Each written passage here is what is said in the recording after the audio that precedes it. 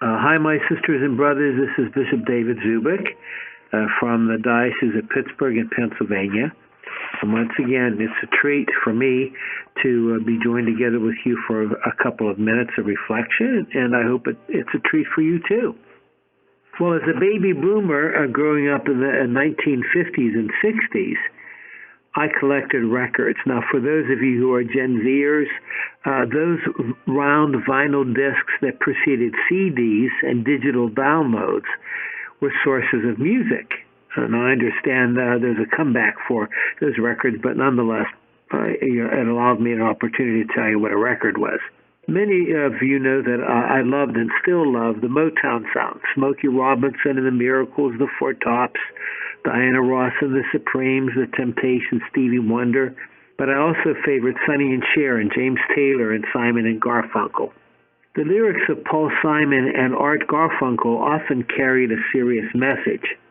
And one that remains with me is a song that they produced back in the 1960s called The Sounds of Silence. The third verse of that song mused.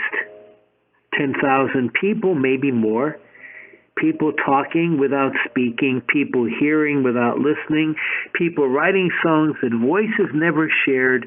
No one dared disturb the sound of silence.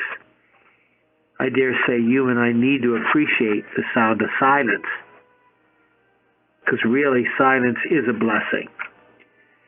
In the sound of silence, we have the opportunity to connect with God. In the sound of silence, we have the grace to let God offer us His perspective on life. In the sound of silence, we have the chance to get in touch with our thoughts and dreams and even pains.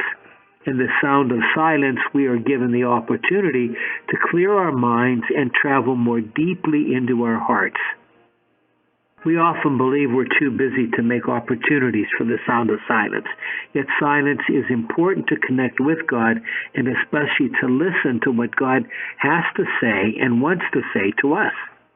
In January 1982, I had a soul-changing experience on my first Ignatian retreat.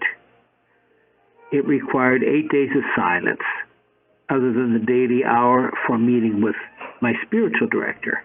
And each year since, I have been graced with that kind of retreat. These retreats are based on the spiritual exercises of St. Ignatius of Loyola, who lived from 1491 to 1556. He was originally a soldier. Wounded in battle, during a months-long recovery, he pondered his need to open his heart and to be open to God working in his life. As a result, he was radically changed, experiencing profound love for Jesus. He shared his experience of conversion with others. Eventually, his personal prayer journal evolved into the spiritual exercises, and for over 5 centuries, these exercises have affected countless women and men. An Ignatian retreat can last either 8 or 30 days, as the person making the retreat is immersed in the sound of silence. Ever since I made my first Ignatian retreat 40-some years ago, my dream has been to engage in a 30-day retreat. And each time I considered doing so, however, I came up with excuses for why I could not get away for that long. Finally, I made the decision. I can and did make a 30-day retreat. As bishop, as one of the successors of the apostles, I seek to fall more deeply in love with Jesus. My desire has always been to be a strong leader, and especially in guiding the Church of Pittsburgh, where I am currently stationed. My goal is to continue on the path to holiness so that I may help my people to travel that path along with me.